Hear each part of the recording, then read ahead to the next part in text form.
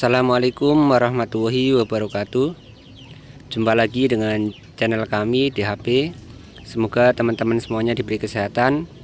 Salam satu hobi, bertabuh dalam pot dan bertanam tanaman hias. Untuk kali ini kita perlihatkan dulu tanaman hasil stek, tanaman buah dan tanaman hias.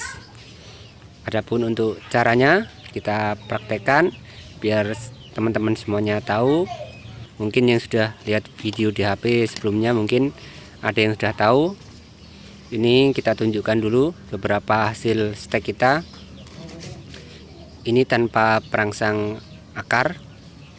Teman-teman boleh menggunakan perangsang akar agar lebih cepat lagi. Tapi kita tidak gunakan di sini. Tanpa perangsang akar bisa dengan perangsang akar. Ini yang sulit untuk steknya juga bisa, seperti apel puca. Ini sudah tumbuh tunas baru, kita gunakan daun pancing. Adapun yang bilang dengan daun pancing itu nggak perlu, itu salah. Kita buktikan di sini bahwasanya secara umum dengan daun pancing itu mudah. Meskipun ada beberapa yang tidak kita stek dengan daun pancing seperti tanaman anggur, ketela pohon dan lainnya, itu bisa dengan batang. Tanaman tin juga bisa dengan batang saja. Tetapi dengan menyertakan daun pancing pun juga bisa. Nah, di sini kita tunjukkan dulu beberapa hasil stek kita. Ini sebenarnya banyak sekali, cuman kita tunjukkan beberapa. Ini seperti ini, misalkan janda bolong juga menggunakan daun pancing. Dan tentunya nanti kita praktekkan biar teman-teman semuanya mengetahui bagaimana cara stek yang baik supaya berhasil. Ini nanti kita praktekkan. Untuk ini kita lagi pengen nyetek jambu air. Ini jambu Jamaika, nanti kita stek. Ini tanpa perangsang akar, cuman kita kurangi daunnya, kita ambil dari pucuk.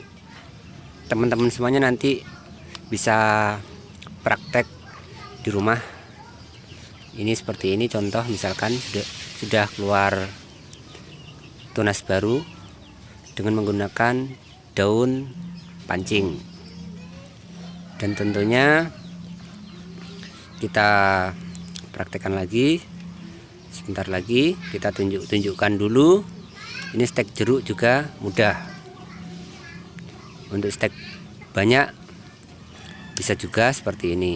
Ini stek tanaman jeruk atau buah jeruk. Jangan sampai salah dalam stek cuman menggunakan sehelai daun, itu nanti bikin repot sendiri, lama dan juga nggak efektif. Untuk pohon tin juga bisa seperti ini, kita gunakan daun pancing untuk steknya. Ini sudah lama sebenarnya kita praktekkan, cuman kita buat lagi karena ada yang ngasih info salah bahwasanya daun pancing itu nggak perlu. Makanya di sini kita praktekkan lagi pentingnya penggunaan daun pancing dalam stek. Ini steknya tanpa perangsang akar. Dan kegunaan daun pancing ini mempercepat tumbuhnya akar karena bisa terjadi proses fotosintesis dengan adanya daun. Jadi batang yang masih menyimpan nutrisi, ini nutrisi dari batang masih bisa difotosintesis lewat daun. Seperti itu. Jadi nanti akar juga cepat keluar. Sudah kita persiapkan untuk tempat steknya. Untuk stek rumahan seperti ini bisa dengan botol. Kalau untuk stek banyak bisa stek bersamaan seperti tadi banyak, atau juga skala besar dengan membuat bedengan seperti waktu membuat bibit tembakau, itu juga bisa. Kita tuang dulu untuk medianya. Kita gunakan tanah murni, kalau bisa tanah kering seperti ini. Kenapa? Ini sudah kita ulas sebelumnya. Ini untuk meminimalisir adanya nematoda. Nah, seperti itu. Jadi gunakan tanah kering kalau bisa. Jadi tanah yang steril, yang bersih. Jadi nantinya batang stek tidak dimakan oleh cacing. Cacing yang kecil biasanya yang bisa merusak batang yang kita stek ataupun mikroorganisme kecil lainnya. Kemudian kita tambahkan lagi untuk medianya. Ini jangan terlalu dalam saja. Untuk nanamnya jangan terlalu dalam seperti ini. Kita paskan, mumpung masih awal stek. Cari posisi yang tepat biar nanti disungkupnya nanti mudah seperti itu. Kalaupun nggak disungkup tidak masalah, asal ditaruh di dalam ruangan yang suhunya stabil.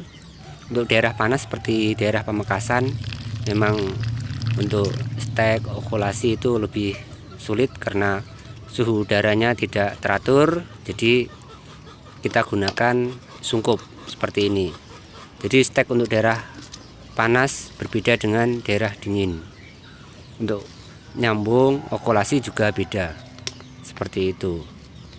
Ini sudah selesai. Kita sungkup seperti ini. Kemudian kita siram. Sudah.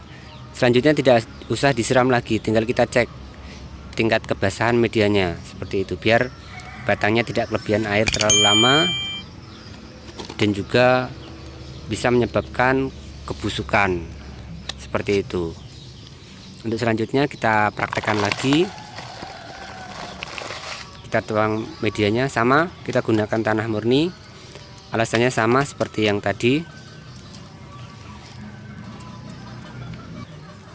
Untuk kali ini kita praktekkan untuk daun mint.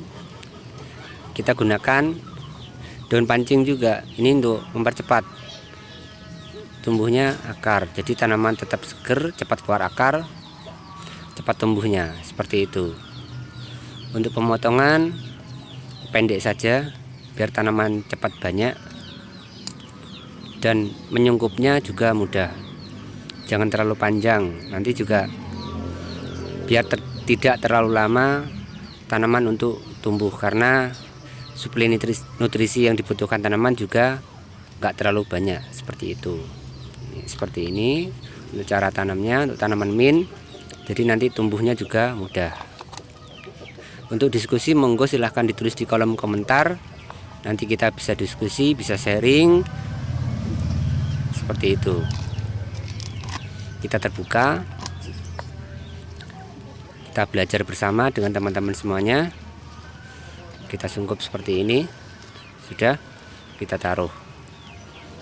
Taruhnya tempat teduh tapi cukup cahaya. Jadi tanaman masih bisa berfotosintesis. Ini hasilnya seperti ini, nantinya akan tumbuh cabang-cabang baru.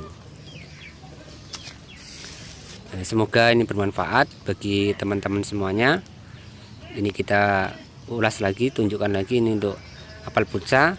Apabila teman-teman nanti ingin stek tanaman apel puca, nanti bisa diskusi lewat WA, bisa. Ini kita buka yang masih kita sungkup. Ini untuk tanaman apa, ini kita lihat dulu. Nah, ini tanaman apel puca juga. Kita lihat seperti ini. Ini sudah sekitar 3 mingguan. Ini masih seger. Ini kita ikutkan juga daunnya meskipun sedikit untuk mempercepat stek kita tumbuh seperti itu. Ini tunas yang sudah memanjang, ada juga yang mau tumbuh. Nanti bisa dilihat seperti apa. Untuk daun-daun yang kering ini ya, kita bisa buang. Otomatis dia akan menyesuaikan sendiri, menggugurkan daunnya sendiri. Untuk beberapa daunnya tidak masalah, tapi masih ada beberapa daun yang masih tetap segar dan hijau. Pelan saja biar nggak terlalu goyang ya, seperti ini. Ini juga sudah ada tunas yang muncul dari batang. Ini di tangan saya, tunas kecilnya sudah muncul. bagian atas juga. Untuk nanti bila teman-teman ingin video khusus mengenai stek apel puca, boleh nanti silakan, kita mau upload lagi untuk cara steknya seperti ini. Ini hasilnya, kita praktekkan dulu, berhasil baru kita bagikan caranya pada teman-teman semuanya. Ini termasuknya tanaman yang sulit juga di stek, tapi di sini bisa. Bahkan kita nanti bisa stek dalam jumlah banyak, puluhan atau ratusan, dengan stek cara stek yang kita gunakan seperti ini.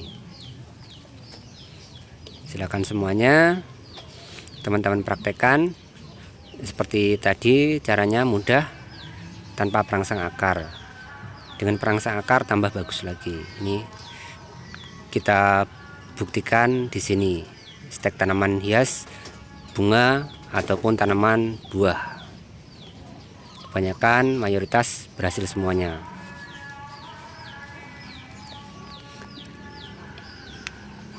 Jadi kita bisa memperbanyak sendiri tanaman yang ada di rumah. Untuk tanaman jambu juga sama, ini jambu air. Ini untuk batang bawah nantinya, ini jambu alas kita stek juga bisa tumbuh. Ini potongan dari batang bawah yang sudah kita sambung, pucuknya kita tanam lagi. Ini setelah tumbuh kita sambung lagi. Kita buka untuk yang ini bunga Teronia. Ini juga bisa dengan yang kita praktekkan tadi caranya. Ini masih segar, sudah tumbuh. Jadi fungsi stek juga untuk menjaga kestabilan, fungsi sungkup juga untuk menjaga kestabilan suhu udara. Ini untuk bunga hoya juga sudah kita praktekkan sebelumnya. Tanaman anggur juga sudah kita praktekkan untuk cara steknya. Dan juga masih banyak tanaman yang lain.